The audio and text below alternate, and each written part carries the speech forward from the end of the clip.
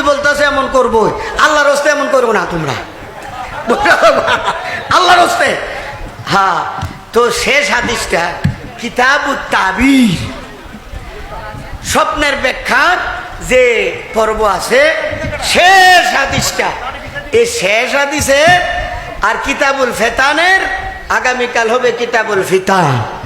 কিতাবুল ফিতানের আগে আজকে বুখারীতে গেছে।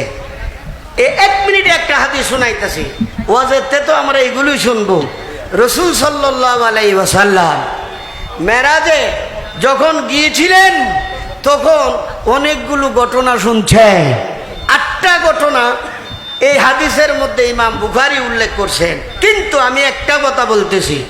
রাসূল বলেন যে আমি দেখতেছি এক বেচারা খারুয়া রয়েছে, আবার আসছে এক বেচারা সিত্তয়া, ওই সিত্তয়া শুয়া রয়েছে, আরেকজনে লোহারাংরা আছে না, লোহারাংরা ভিতরে ঢোকে মারে।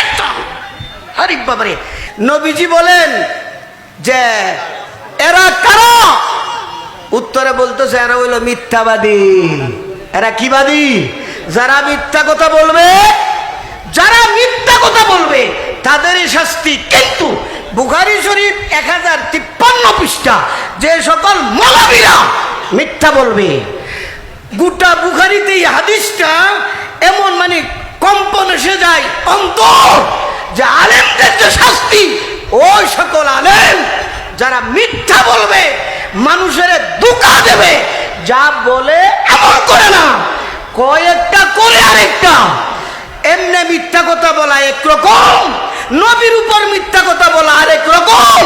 ওয়াজ মাহফিলে জনগণের খুশি বা চমকানোর জন্য মিথ্যা কথা বলা আরো জঘন্যতম। আজকে বুখারীতে গেছে, সুতরাং এই মিথ্যা কথা থেকে আল্লাহ আমাদের সবাইকে হেফাজত করুক।